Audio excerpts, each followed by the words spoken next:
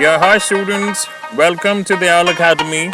इस वीडियो में हम पिछली वीडियो में डिस्कस किए गए कुछ क्वेश्चंस के आगे जो क्वेश्चंस हैं वो डिस्कस करेंगे।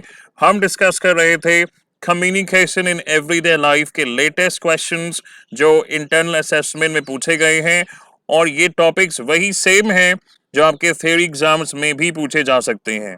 तो इससे पहली वीडियो अगर आपने नहीं देखी है, मैं रिक्वेस्ट करूंगा आप वो भी देखें। आइए हम नेक्स्ट क्वेश्चन देखते हैं। Choose the correct option.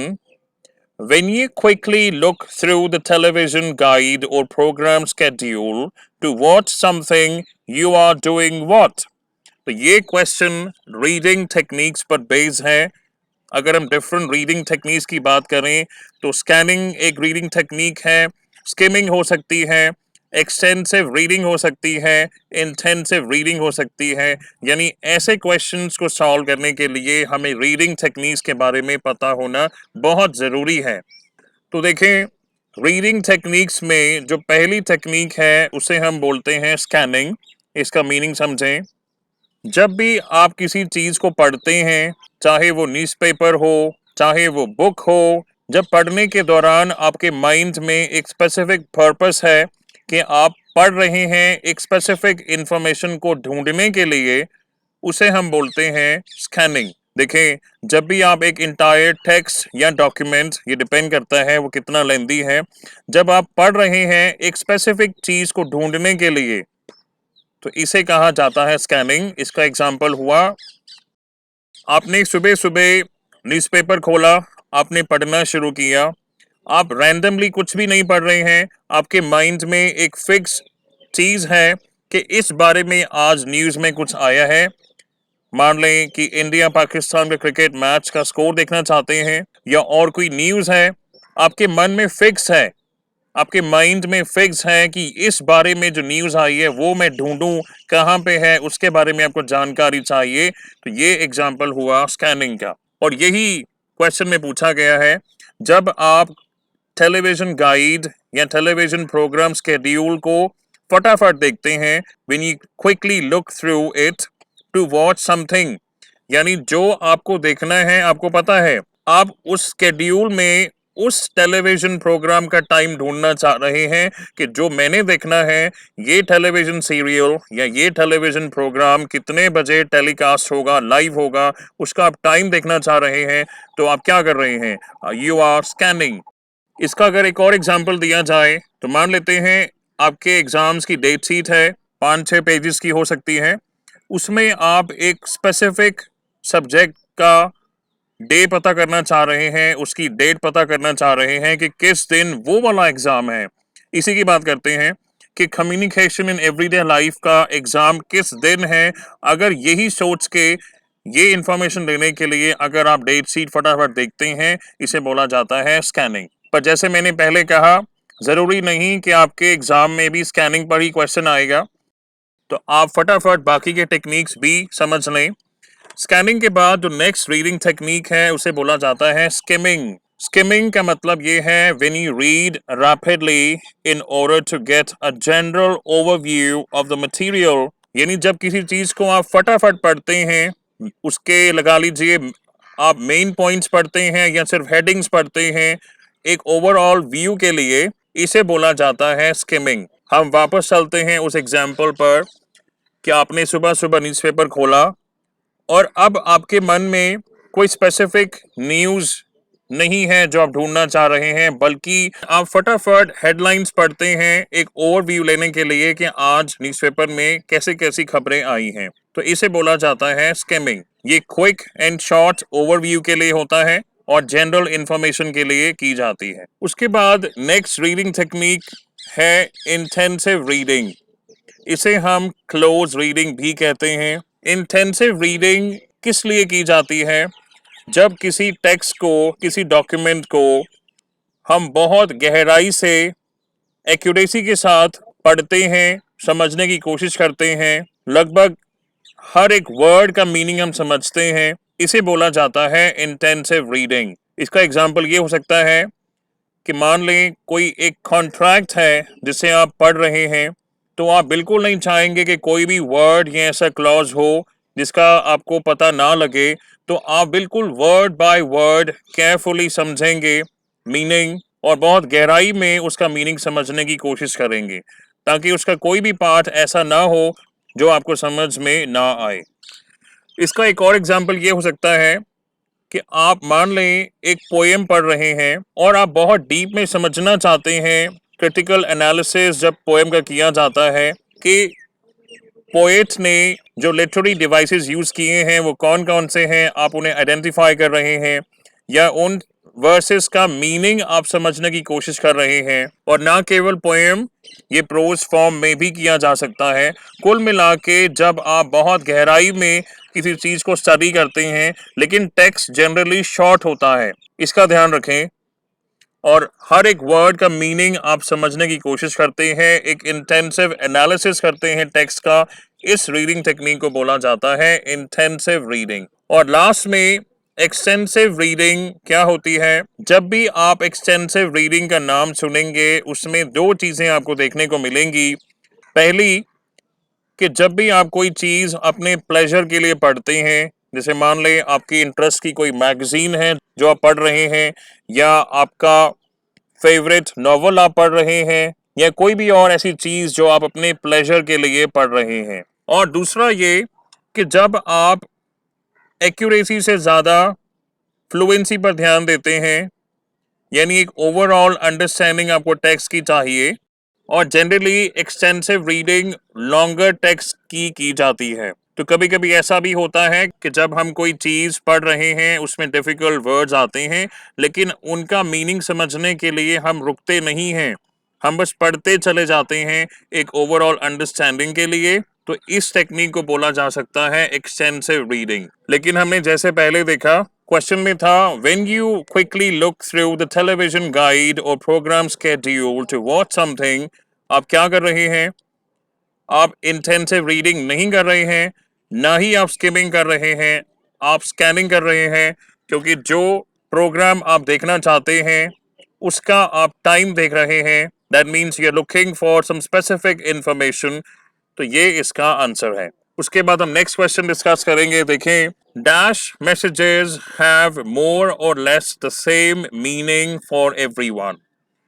Messages complex हो सकते हैं, सिंपल हो सकते हैं, एब्स्ट्रैक्ट हो सकते हैं, या जार्गन्स हो सकते हैं। तो ऐसे कौन से मैसेजेस हैं जिनका मीनिंग लगभग सभी के लिए सेम ही रहता है?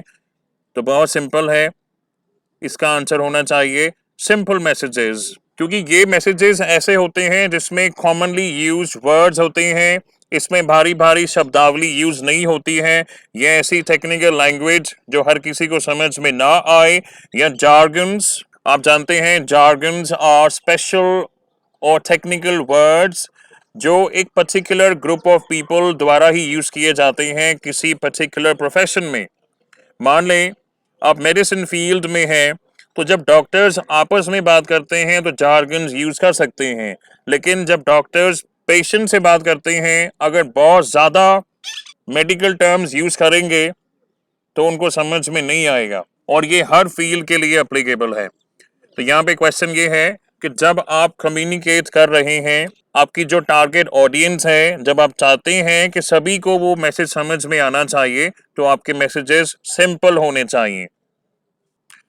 उसके बाद नेक्स्ट क्वेश्चन देखें, which of the following is a serious deficiency in communication. अब ध्यान दें, ये क्वेश्चन कहाँ को जा रहा है?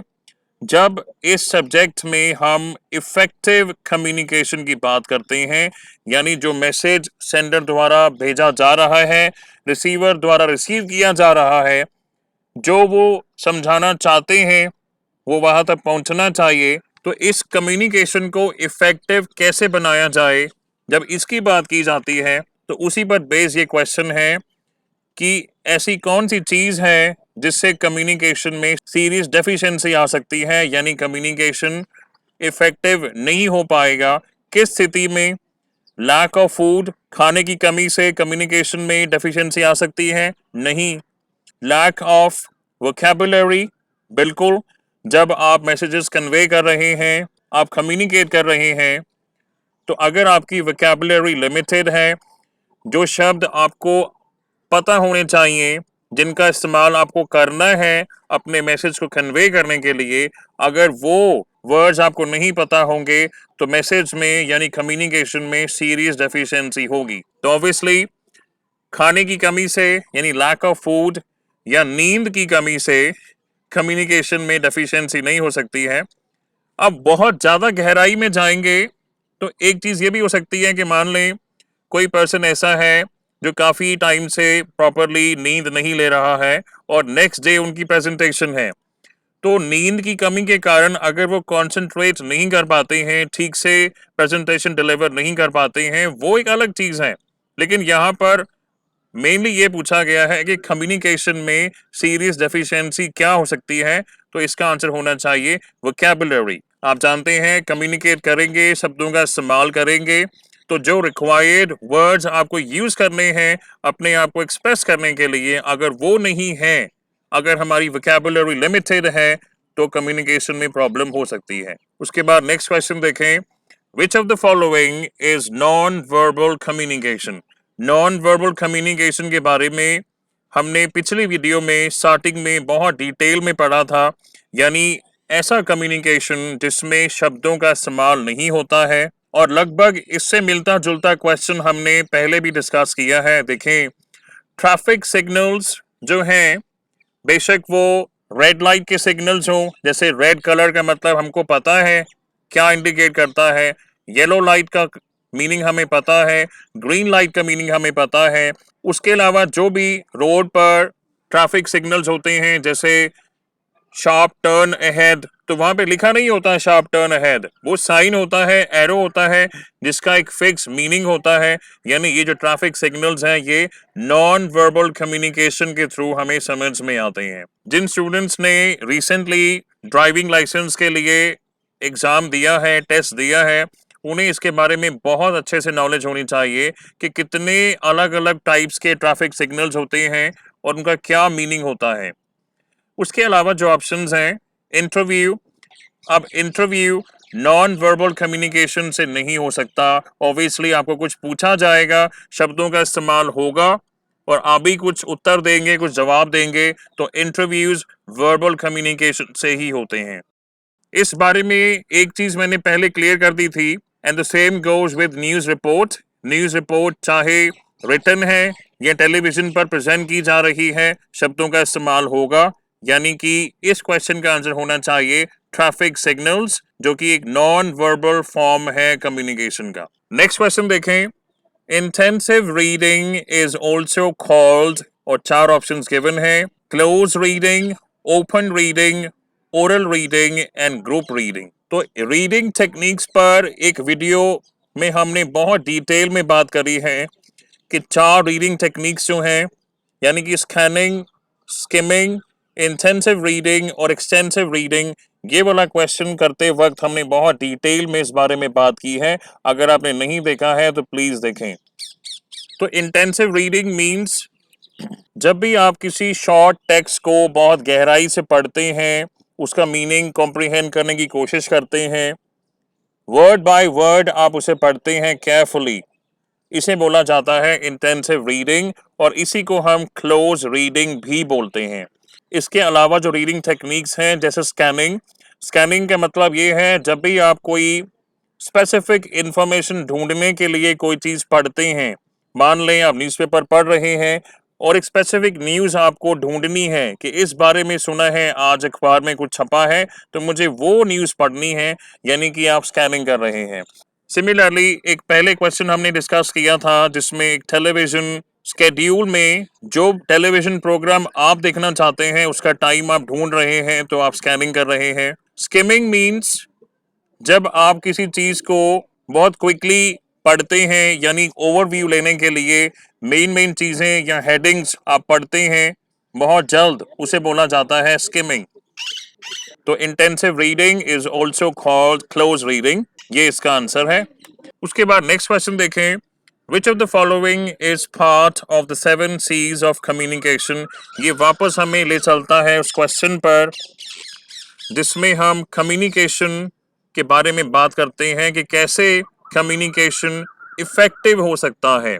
जो मैसेज हम कन्वे करना चाहते हैं कैसे हम उसे इफेक्टिवली कन्वे कर सकते हैं। तो देखें 7 C's ऑफ इफेक्टिव कम्युनिकेशन बहुत इंपॉर्टेंट टॉपिक है। एग्जाम्स में स्पेशली थियोरी एग्जाम्स में ये डायरेक्ट क्वेश्चन पूछे जाने की संभावना है। तो ये जो 7 C's हैं देखें, completeness, clarity, conciseness, correctness, concreteness, courtesy और लास्ट में कंसिडरेशन या कहीं कहीं पर कोहेरेंस या दोनों लिखे होते हैं, consideration and coherence.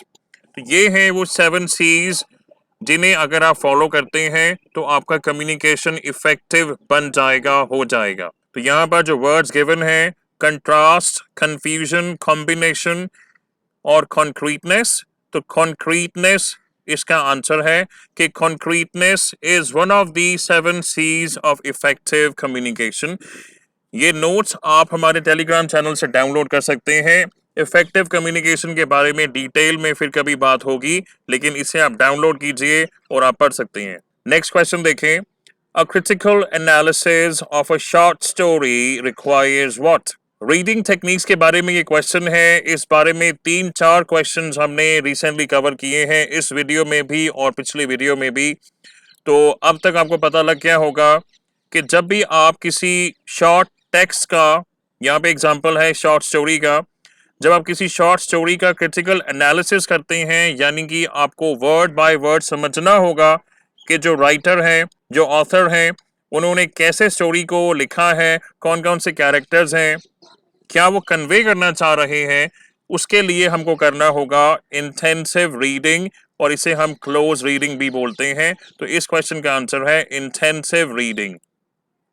Reading techniques के ऊपर जो पहले क्वेश्चन डिस्कस किए गए हैं वो डिटेल में किए गए हैं, इसलिए हम इसे शॉर्ट में कर रहे हैं।